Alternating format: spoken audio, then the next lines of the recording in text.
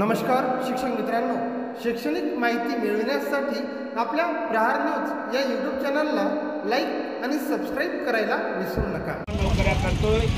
माझे जवळपास 25 विद्यार्थी पोलीस आहेत, म्हणजे विषय तो नाही आहे.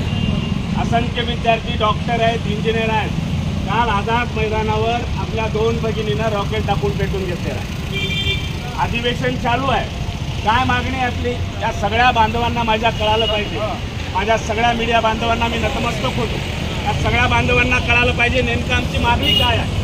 मागील 14 ऑक्टोबर 2024मध्ये शिंदे सरकार असताना त्यांनी एक शासन आदेश काढला आणि शासन आदेश काढल्यानंतर शासन आदेश काढून त्यांनी आम्हाला सांगितलं की तुम्हाला 1 जूनपासून तुमचा वाढीव टप्प्याचा पगार आर्थिक तरतुदीसह मिळेल.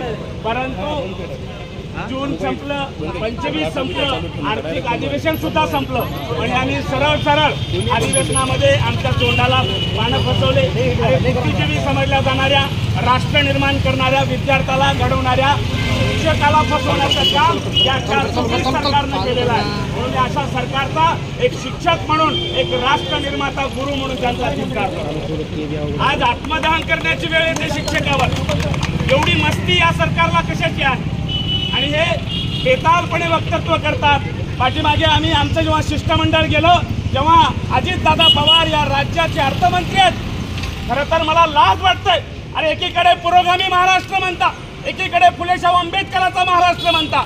बाबासाहेबांनी आम्हाला काय शिकवलंय हे तुम्ही विसरलात का? एकीकडे छत्रपती शिवाजी महाराजांचा आशीर्वाद घेऊन तुम्ही सत्तेमध्ये बसता आणि त्या शिवाजी महाराजांचा विचार माणसांच्या आणि विद्यार्थ्यांच्या हृदयामध्ये पेरणारे आम्ही गुरुजन आहोत. एकीकडे आम्हाला गुरुर ब्रह्मा, गुरुर विष्णू, गुरुर देव महेश्वरा, गुरुर साक्षात परब्रह्मा तस्मै श्री गुरुवे नमः देवाचा दर्जा आम्हाला देता आणि 18 वर्षे बिन पगारी मारता.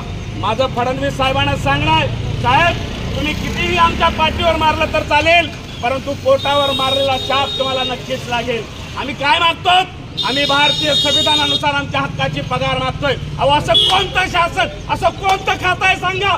असं एखादा आरोग्य खातं आहे का त्याच्यामध्ये 18 वर्ष बिन पगारी काम करतोय एखादा माणूस? असं एखादं संरक्षण खातं आहे का तिथं 18, 20 वर्ष बिन पगारी माणूस काम करतोय? असं एखादं राजकारणातलं खातं आहे का सांगा? असा एखादा मायका लाल आमदार सांगा त्याने 2 वर्षाची पगार न घेता जनतेची सेवा केलेली आहे. आम्ही 18 वर्ष बिन पगारी या विद्यार्थ्यांना घडवण्याचं काम केलंय, या राष्ट्राला घडवण्याचं काम केलंय. त्याची शिक्षा आम्हाला तुम्ही अशी देताय?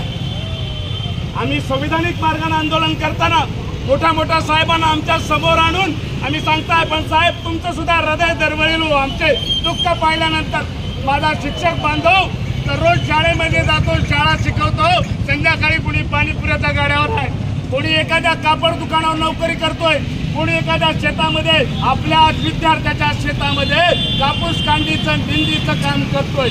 एवढा वनवास महाराष्ट्रामध्ये, लाज वाटते मला महाराष्ट्र म्हणून, माझा महाराष्ट्रीयन म्हणताना. अरे मराठी होत ना आम्ही, एकीकडे तुम्ही धर्माचं राजकारण करता. अरे आम्ही काय गुन्हा केला नेमका? मग सांगून टाका ना, मारून टाका आम्हाला. आम्ही 63,000 लाभार्थी शिक्षक आहोत.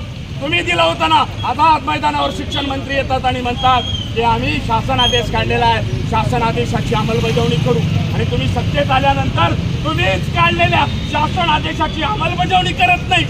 एवढा खोडसाळपणा, एवढा अन्याय रजाकारांनी सुद्धा केला नव्हता. अरे एकीकडे तुम्ही छत्रपती शिवाजी महाराजांचं नाव घेता, एकीकडे तुम्ही प्रभू श्री रामचंद्राचं नाव घेता, एकीकडे तुम्ही निश्चितच चांगल्या एक आयडियल लोकांची नावं घेता. पण मी खात्रीनं सांगतोय, तुम्ही प्रभू रामचंद्राचं नाव जरी घेत असाल तर तुमची नीती मात्र कंसाची आहे. तुम्ही श्रीकृष्णाचं नाव जरी घेत असाल तर तुम्ही कंस नीतीनं वागताय, तुम्ही रावण नीतीनं वागताय. छत्रपती शिवाजी महाराजांचं नाव घेताय, पण फडणवीस साहेब तुमच्या चेहऱ्यात आम्हाला औरंगजेब दिसतोय, कारण आम्ही बिन पगारी काम करतोय. आम्ही काय मागतोय असं? अजित पवार म्हणतात तिजोरीमध्ये पैसा नाहीये. वेगवेगळ्या योजनेला तुम्हाला पैसा दिसतो आणि मूलभूत गरज असलेल्या अन्न, वस्त्र, निवारा, आरोग्यामध्ये शिक्षण सुद्धा मूलभूत गरज आहे. फंडामेंटल राईट्स आहे इथल्या भारतीय लोकांचा. आणि त्या शिक्षणासाठी तुमच्याकडे जर खर्च करायला पैसे नसतील तर तुम्ही निकामी आहात. आणि म्हणून माझं या ठिकाणाहून अजित पवारला सुद्धा सांगणं आहे की अजित दादा, तुम्ही वेगवेगळ्या माणसांना जरी बनवला असाल तर जर खरंच तिजोरीमध्ये जर प्रामाणिकपणे इमानदारीने जर पैसा नसेल तर तुम्हाला त्या अर्थ खात्याच्या अर्थमंत्री म्हणून राहण्याचा प्रामाणिकपणे अजिबात इथल्या महाराष्ट्रातल्या 70% लोकांना तुम्ही अर्थमंत्री नकोय. कशाला चिटकून बसलाय खुर्चीला? द्या ना राजीनामा. कशाला आमच्या मुळावर कशाला बसलाय नागोबा म्हणून? आम्हालाच का डसताय तुम्ही? नमस्कार शिक्षक मित्रांनो, शैक्षणिक माहिती मिळविण्यासाठी आपल्या प्रहार न्यूज या यूट्यूब चॅनलला लाईक आणि सबस्क्राईब करायला विसरू नका.